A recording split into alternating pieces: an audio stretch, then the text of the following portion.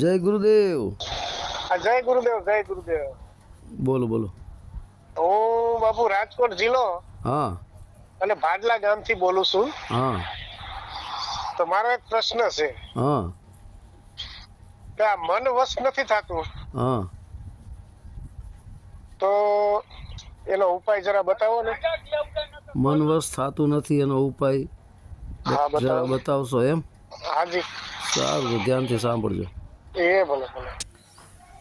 મન વશ નથી થતું એનો ઉપાય બતાવો ને. બરાબર. તો ભગત, આવો પ્રશ્ન તો અર્જુને પણ કરેલો છે ભગવાન કૃષ્ણને. અર્જુન કહે છે, હે ભગવાન, આ મન વશ કરવું અને વાયુનું પોટલું બાંધવા સમાન છે. બરાબર. અત્યારે તો કદાચ યંત્રમાં આપણે પેક કરી શકીએ, પણ ત્યારે તો યંત્ર પણ નહોતા. તો ત્યારે ભગવાન જવાબ આપે છે કે અર્જુન, હું માનું છું મનને વશ કરવું અને વાયુનું પોટલું બાંધવા સમાન છે. બરાબર છે. પરંતુ અભ્યાસ દ્વારા એ વશ થાય છે, કાબૂમાં આવે છે. અભ્યાસ કરવો પડે. હવે ધ્યાનથી સાંભળજો એક સત્ય ઘટના. કદાચ તમે જંગલમાં પણ જોઈ હશે. યુદ્ધ, નોરિયા અને નાગનું યુદ્ધ થાય છે. મદારી પણ નોરિયા અને નાગનું યુદ્ધ કરાવતો હોય છે, ખેલ બતાવે ત્યારે. બરાબર. અત્યારે તેના ઉપર પ્રતિબંધ લાગી ગયો છે, કારણ કે વન્ય પશુઓની પકડીને એની પાસે આ રીતે કરાવવું એને કાનૂનના ધોરણે ગુનો બને છે. એટલે મદારી આવા ખેલ ઓછા બતાવતા હોય છે. હવે નોરિયા અને નાગનું જ્યારે યુદ્ધ થાય છે, નોરિયા નાગને કોઈ દિવસ બને નહીં. બે એકબીજાના વિરોધી જ હોય, બે એકબીજાના શત્રુ જ હોય છે. બરાબર. તો જંગલમાં જ્યારે નોરિયો અને નાગ આમને સામને આવી જાય છે, નાગને નોરિયાની પણ ખબર પડી જાય છે અને નોરિયાને નાગની પણ ખબર પડી જાય છે. એટલે નાગ ત્યાંથી ભાગવાનો પ્રયત્ન કરે છે નોરિયા પાસેથી, પણ નોરિયો આડો ફરી જાય છે અને પકડે છે. પછી નાગ પાસે કોઈ રસ્તો રહેતો નથી, એટલે નાગ યુદ્ધ કરે છે. બરાબર. અને નોરિયો એની સામે યુદ્ધ કરવા તૈયાર થઈ જાય. બેયનું યુદ્ધ હાલે છે. જે નોરિયો છે એના આખા શરીર ઉપર એવા બાલ હોય છે, મોટા મોટા. અમુક અંશ નોરિયાના ખુલ્લા હોય છે શરીરના, જેમ કે હોઠ છે, નાક છે, પછી પગના જે પંજાઓ છે. બરાબર. ઘણી જગ્યાએ અંશમાં આંખોની આસપાસ પણ એમ કે નોરિયાના અંશો ખુલ્લા હોય છે. ત્યાં જ્યારે નાગનો દંશ વાગી જાય યુદ્ધ દરમિયાન, ત્યારે નોરિયાને ઝેર ચડવા લાગે છે. છતાં પણ નોરિયો યુદ્ધ ચાલુ રાખશે. પણ જ્યારે નોરિયાને એમ ખબર પડી જાય છે કે મને ઝેર વધારે પડતું અસર કરે છે, ત્યારે નોરિયો ત્યાંથી ભાગી જાય છે.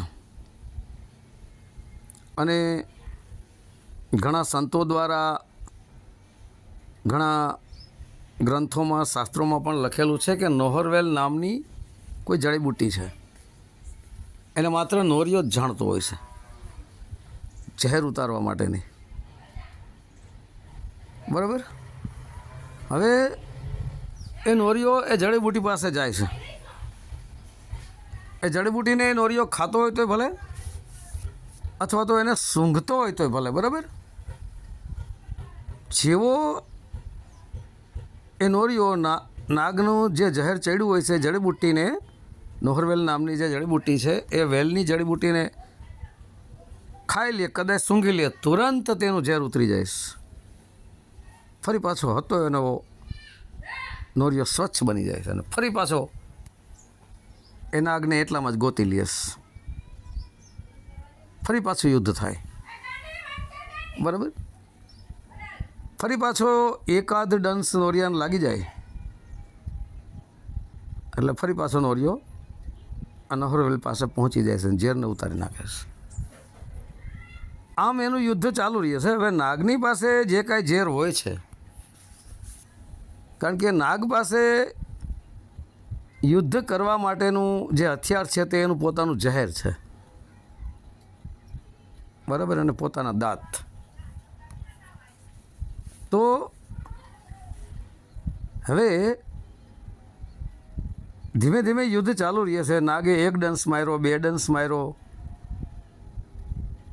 નોરિયાને.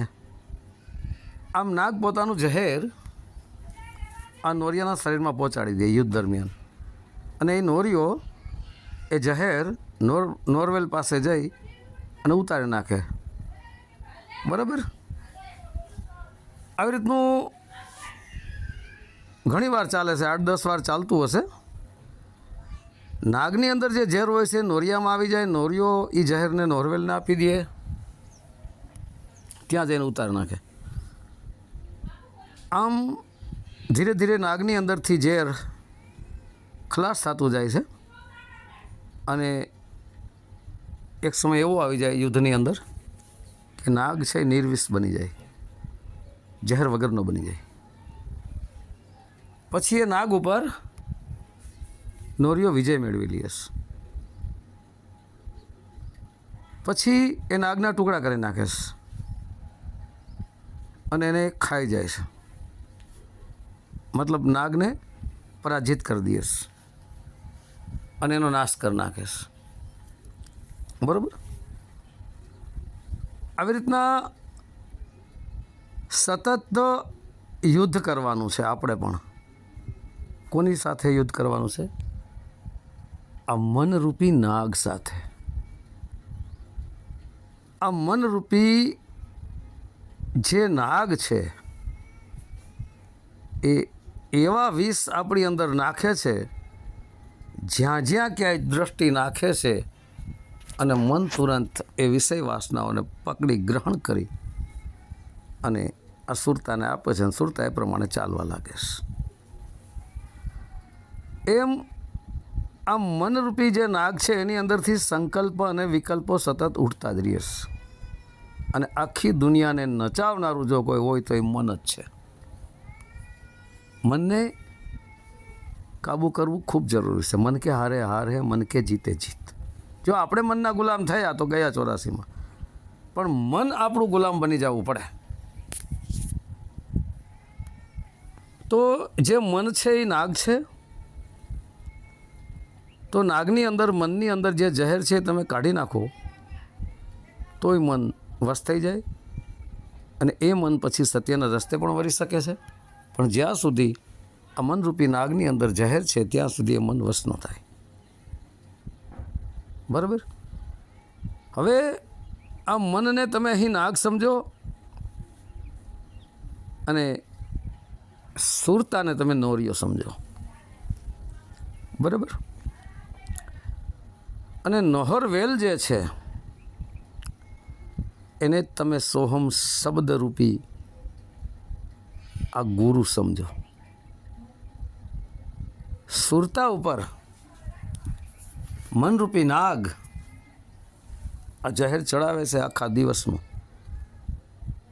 આપણે સવારમાં ઉઠીએ ત્યારે સીધું મળમૂત્ર ત્યાગ કરવામાં આપણું મન ગયું, ત્યાં પહોંચ્યા. મળમૂત્ર ત્યાગ કરીને સીધું આપણું શરીર સાફ કરીને સ્નાનમાં મન ગયું. સ્નાન કરતાં કરતાં મન નાસ્તામાં ગયું. નાસ્તો કરતાં કરતાં જો કોઈને વ્યસન હોય તો એનું મન વ્યસનમાં ગયું. એ વ્યસન ચાલુ રાખતા રાખતા એનું મન જે કાંઈ ધંધો, મજૂરી, બિઝનેસ, વ્યવસાય જે કાંઈ કરતો હોય ત્યાં ગયું.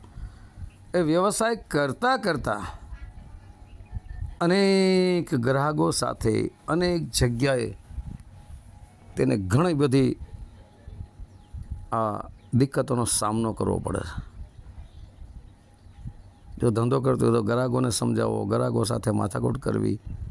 ખેતરમાં મજૂરી કરતો હોય ત્યાં પણ જોઈને બધું જે કાંઈ મજૂરી એનું કરવાનું હોય કરતો હોય. જેમ કે નીંદતો હોય તો કેવી રીતે ખડ કાઢવું, શું છે, છોડને કોઈ ઈજા ન આવે. આમ પછી એ ધંધો, મજૂરી કે વ્યવસાય XYZ એ બધું કરતાં કરતાં ફરી મન ગયું બપોરે જમવામાં. હવે જમતા જમતા ફરી પાછું મન પોતાના ધંધા કે વ્યવસાયમાં કે મજૂરીમાં ગયું, ફરી ત્યાં થોડ્યા, આમને આમ સાંજ થવા આવી, ફરી પાછું મન સાંજના ભોજનમાં ગયું, જેને આપણે વારું કહીએ છીએ, વારું કરવામાં ગયું. એ વારું કરતાં કરતાં અનેક વાર્તાલાપ થતો હશે, અનેક આપણી કાલે શું કરવું એની યોજના બનાવતા હોય છે, બરાબર.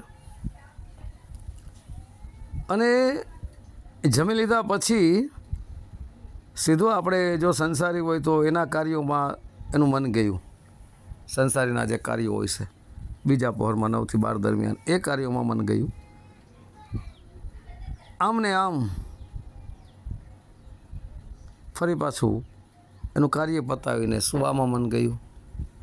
સૂતા સૂતા પણ અનેક આ મન ઘોડા ઘડતું હોય છે, વિચારો આવતા હોય છે, કાલે સવારે શું કરવું, બરાબર. એમ આ બધું દિવસ દરમિયાનનું જે જાહેર છે એ ચડ્યું. વહેલા ઉઠી સવારમાં અને શ્વાસોશ્વાસની ક્રિયા ઉપર ધ્યાન ધરો, શ્વાસોશ્વાસની ક્રિયા ઉપર ધ્યાન ધરો, ધીરે ધીરે અભ્યાસ કરો. આંખોની નજર ગીતાના મત પ્રમાણે આ નાકની દાંડી ઉપર રાખો. 2 નસકોરામાં અંદર બહાર થતો શ્વાસ, એમાં એક ધ્વનિ ગાજી રહ્યો છે, સોહમ સોહમ. ત્યાં સુરતાને જોડો, એ શબ્દને સાંભળવાનો પ્રયત્ન કરો. સુરતાનો અર્થ જ સાંભળવું થાય. અને શબ્દ રોજનો અભ્યાસ ચાલુ કરી દો. જેમ જેમ અભ્યાસ આગળ વધતો જશે તેમ તેમ આ મનરૂપી નાગ કંટ્રોલ થતો જશે. એક દિવસ એવો આવશે કે મન સ્થિર થઈ જશે, મન સુરતામાં સમાઈ જશે, સુરતા સોહમ શબ્દની અંદર સમાઈ જશે. સોહમ શબ્દ સ્વયં 10મા દ્વારમાં પહોંચી, 10મા દ્વારને ખોલી આત્મ સ્વરૂપને પ્રાપ્ત કરી દેહથી વિધેય થઈ અને અનાદિ ઓમકાર કહો કે અનાદિ જે સોહમ કહો કે પરમાત્મા કહો, એને દેહથી વિદેહ થઈને પકડી લઈશ. પછી સર્વવ્યાપક એને પરમાત્મા હી પરમાત્મા નજરે આવે છે. એમ અહીં મનને તમે નાગ સમજો, સુરતાને નોરિયો સમજો, ને સોહમ શબ્દને નોરવેલ નામની ગુરુની જડીબુટી સમજી લ્યો, બરાબર. પણ નોરિયો બને તો નોરિયો બનવું પડે. જો વિષય વાસનામાં રિયો, મનરૂપી નાગ સાથે આ સુરતારૂપી નોરિયો રિયો તો ગયો સમજો 84માં. જો આ સુરતારૂપી નોરિયો મનરૂપી નાગ સાથે રિયો તો ગયો સમજો, પણ નો રિયો, જે નો રિયો એ બચી ગયો અમનરૂપી નાગ પાસેથી. જે રિયો એ ગયો, નો રિયો એ બચી ગયો, બરાબર. એક સાખી આવે છે, રામ નામ કી ઔષધિ ખરી નીતિ સે ખાય, એને અંગ પીડા વ્યાપે અને મહારોગ મટી જાય. રામ નામ કી ઔષધિ ખરી નીતિ સે ખાય, તેને અંગ પીડા વ્યાપે ને મહારોગ મટી જાય. રામ નામ કી ઔષધિ, શું કીધું છે? રામ નામ. તમે ખાલી બોલો મુખ દ્વારા રામ રામ રામ, સતત ચાલુ રાખો બોલવાનું વૈખરી વાણીથી. એ બોલતા બોલતા તમે વૈખરીમાંથી હૃદયમાં આવી ગયા, મધ્યમાં આવી ગયા, મનમાં તમે જપવા માંડ્યા, મધ્યમાં હૃદયમાં ભાવ પ્રેમપૂર્વક તમે જપવા માંડ્યા રામ રામ. મધ્યમાંથી તમે શ્વાસોશ્વાસની ક્રિયામાં આવી ગયા, પશ્યંતીમાં શ્વાસોશ્વાસની ક્રિયામાં રામ નામ વણાઈ ગયો. એમ શ્વાસોશ્વાસની ક્રિયામાં રામ નામ વણાઈ ગયો, ત્યાંથી શ્વાસોશ્વાસની ક્રિયામાં રામ નામ ઉપર ઉઠો, 10મા દ્વારમાં પહોંચ્યો. ત્યાં સંકલ્પ વિકલ્પ પણ ખતમ. સંકલ્પ વિકલ્પ એને જ ઘણા પરાવાણી પણ કહે છે, પણ આ પરાવાણી આત્મામાંથી નીકળે છે. આત્મ સ્વરૂપ તમે બની ગયા, પરાપાર તમે થઈ ગયા, ત્યાં રામનું ઉલટું થઈ ગયું મરા મરા. રામ પ્લસ મરા ઉલટું. ર એ જ રમણ કરતો પરમાત્મ રૂપી રામ. અ એ જ આત્મા. ર પ્લસ અ. ર એ જ રમણ કરતો રામ. અ ઈ આત્મ રામની અંદર, બધાના આત્મ રામની અંદર રમણ કરતો પરમાત્મ રામ. અને મ ઈ આ મન રામ. બરાબર. હવે મનરામ જે છે એને ઉલટો ચલાવો. ઉલટું થાય મરા. બરાબર. હવે અહીં સ્ટેપ બાય સ્ટેપ આપણે ઉલટા ચાલો. રા અને મ, મતલબ RAM. બરાબર. તો એ મ સમજ, મ અને રની વચ્ચે અ છે, એ આત્મા છે. અથવા સુરતા સમજવી હોય તો તમે સમજી શકો છો. આત્માને ઘણા સંતોએ સુરતા કીધી. હવે આ મન જે છે એ મનરૂપી નાગને તમે આ રૂપી આત્મામાં સમાવો અને આત્માની અંદર રમણ કરતા રામ પરમાત્મ પ્રગટ થઈ ગયા. ખલાસ, મરી ગયા. આ જ રીતે ઋષિ વાલ્મીક પણ મરા મરા જપીને, હું ઘણા ઓડિયોમાં બોલી ચૂક્યો છું, મરા મરા જપીને મુક્તિ મોક્ષને પ્રાપ્ત કરી ગયા હતા. તો આ રામ નામ કી ઔષધિ, ઔષધિ એટલે દવા થાય. જેમ આપણને કોઈ રોગ થયો હોય, તાવ આવ્યો હોય, શરદી ઉધરસ થઈ હોય ને આપણે દવાખાને જઈને જે કાંઈ દવા આપતા હોય છે, અથવા આયુર્વેદિક ચિકિત્સક પાસે જઈને આયુર્વેદિક ઔષધિઓ આપતા હોય, એના જરીએ આપણો રોગ દૂર થઈ જતો હોય છે. એમાંય ઘણો બધો એક કોર્સ આખો કરવો પડે. ડૉક્ટરો એલોપેથી કોઈ 6 દિવસનો, 8 દિવસનો, 10 દિવસનો કોર્સ આપે. આયુર્વેદિકવાળા પણ કોઈ 21 દિવસનો કોર્સ આપે, એથી વધારે પણ આપી શકે છે. જેવી બીમારી એવો કોર્સ. બરાબર. તો હવે આ રામ નામ કી ઔષધિ, રામના નામની ઔષધિ દવા છે. આ રામના નામની ઔષધિ રૂપી જે દવા છે એ ખરી નીતિ સે ખાય. ખરી સચ્ચાઈપૂર્વક નીતિ, સચ્ચાઈપૂર્વક, ખરી નીતિ, સાચી નીતિપૂર્વક જે રામ નામ કી ઔષધિ ખાય, સુરતા દ્વારા એને ગ્રહણ કરે, તો એનો મહારોગ મટી જાય. રામ નામ કી ઔષધિ ખરી નીતિ સે ખાય અને અંગ પીડા વ્યાપને મહારોગ મટી જાય. તો મહારોગ જે છે એ જ આ જીવનમરણનું ચક્કર છે. એ મોટામાં મોટો રોગ છે. બીજા રોગ તો બધાય સામાન્ય છે, શરીરની અંદર થાય, પણ મોટામાં મોટો જો કોઈ રોગ હોય ને, આ સુરતાને, આ જીવને જે લાગુ પડ્યો છે ને, એ જન્મમરણનું ચક્કર છે. આ મોટામાં મોટો રોગ છે. એ મોટામાં મોટા રોગની ઔષધિ છે એ જ રામ નામની છે. પણ ખરી નીતિ છે, એને ખાવું પડે. ખાવું એટલે એને ત્યાં ધ્યાન ધરવું પડે, એનું શ્રવણ કરવું પડે, સુરતાને ત્યાં જોડવી પડે. એને અંગ પીડા પછી વ્યાપે નહીં. અંગ એટલે દેહ, પીડા એટલે દુઃખ. પછી એને વ્યાપે નહીં, કારણ કે જન્મમરણનું ચક્કર જેનું ખતમ થઈ ગયું, તો એ તો મુક્તિ મોક્ષ ધામમાં પહોંચી ગયા, પરમાત્મા રામને ત્યાં પહોંચી ગયા. પછી અંગ જ ન આવે પછી એને પીડા ક્યાંથી આવે? અને પછી અંગ પીડા વ્યાપે નહીં. અને જીવતા જીવતા તમે હાલની તકે ચાલુ જીવતા દરમિયાન તમે એ રામ નામની ઔષધિ ખરી નીતિ સે ખાવ, તો તમારું મન ત્યાં જોઈન્ટ થઈ ગયું. એ પહેલાં આત્મરામમાં, પછી આત્મરામની અંદર રમણ કરતા રામમાં. બધા દુઃખોનું કારણ કોણ છે? મન. માનો કે આપણને પગમાં કોઈ ધારદાર વસ્તુ લાગી ગઈ અને આપણું બ્લડ વહવા માંડ્યું, એટલે આપણું મન ત્યાં મને લાગી ગયું. પણ ત્યાંથી મનને હટાવી અને શ્વાસોશ્વાસની ક્રિયામાં તમે જોડશો એટલે ઓલું દુઃખ ભૂલાઈ જશે ને અહીંયા તમારું મન આવી જશે. દુઃખોનું કારણ જ મન છે. સુખ દુઃખનું કારણ મન છે. હું ઘણીવાર કહું છું, જન્મ મરણનું કારણ શરીર છે, ભૂખ તરસનું કારણ વાયુ છે. બરાબર.